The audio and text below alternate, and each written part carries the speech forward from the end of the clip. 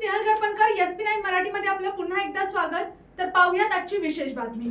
कर्मचारी राज्य विमा योजना अंतर्गत कार्यरत असलेल्या अधिकारी व कर्मचाऱ्यांच्या उत्कृष्ट कार्याची दखल घेत भव्य गौरव सोहळा मोठ्या उत्साहात पार पडला।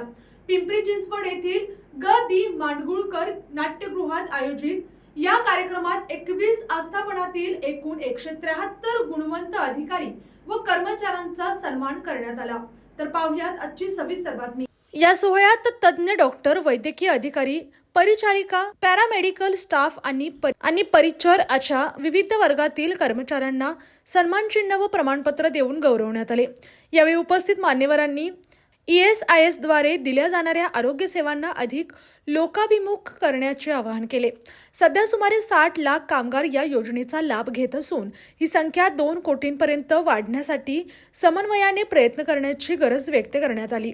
दर्जेदार आरोग्य सेवेवर लक्ष केवळ रुग्णसंख्या वाढवणे पुरेसे नसून रुग्णालयातील बेड ऑक्युपन्सी वाढवणे, शस्त्रक्रियांचे प्रमाण वाढवणे, मोठ्या शस्त्रक्रियांवर खर्चाची मर्यादा नसल्यामुळे अधिकाधिक कामगारांना लाभ मिळवून देणे यावर विशेष भर देण्यात आला। राज्य शासन रुग्णालयांचा दर्जा सुधारण्यासाठी कटिबद्ध असून डॉक्टरांच्या प्रतिनियुक्तीबाबतही सकारात्मक निर्णय घेतला जाईल असे संकेत यावेळी देण्यात आले। अशा गौरव सोहळ्यामुळे आरोग्य यंत्रणेत निश्चितच सकारात्मक वातावरण निर्माण होते असे मत व्यक्त करण्यात आले।